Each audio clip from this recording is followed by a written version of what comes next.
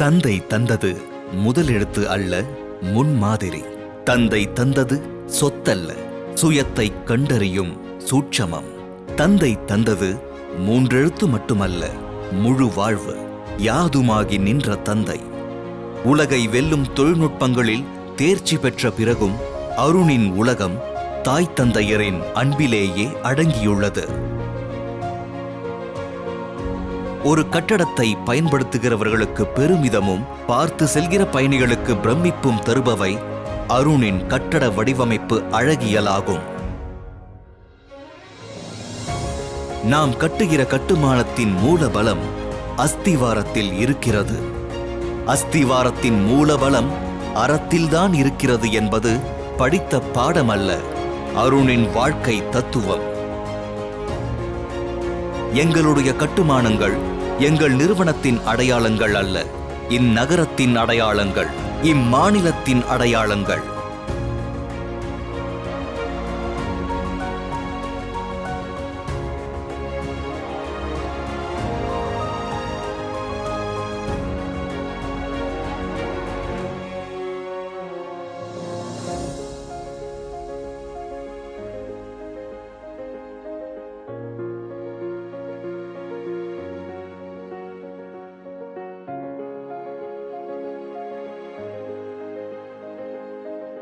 கலையின் அழகை, காலத்தில் குறையாத கட்டுறுதியை ஆதரிப்பவர்கள் நாடு முழுவதும் இருக்கவே செய்வதால் அவர்களின் நல்லாதரவு இன்று எங்களை பன்மாநிலங்களுக்கும் அழைத்து சென்றிருக்கிறது. காலத்தை வென்று நிற்கிற கட்டுமானங்களை உருவாக்க வேண்டுமென்றால் நாளொன்றுக்கு 16 மணி நேரம் அந்த துறையில் உழைத்தால்தான் நீங்கள் அதை செய்ய முடியும் என்பது அருணின் அனுபவ பாடம்.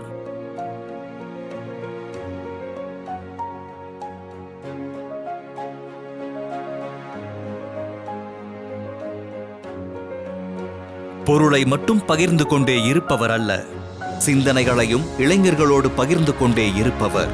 இதுதான் தன் இளமையை நீடிக்கும் உத்தி என்கிறார் அருண்.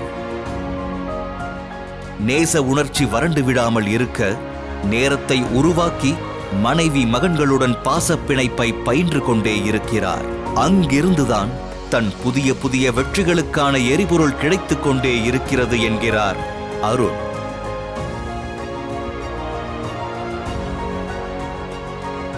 இச்செம்மையான சாதனைகளை அங்கீகரிக்கும் விதமாக சென்னை கொங்கு நண்பர்கள் சங்கம் சார்பில் வழங்கும் விருதினை தலைவணங்கி ஏற்பதில் பெருமிதம் கொள்கிறார் அருண்.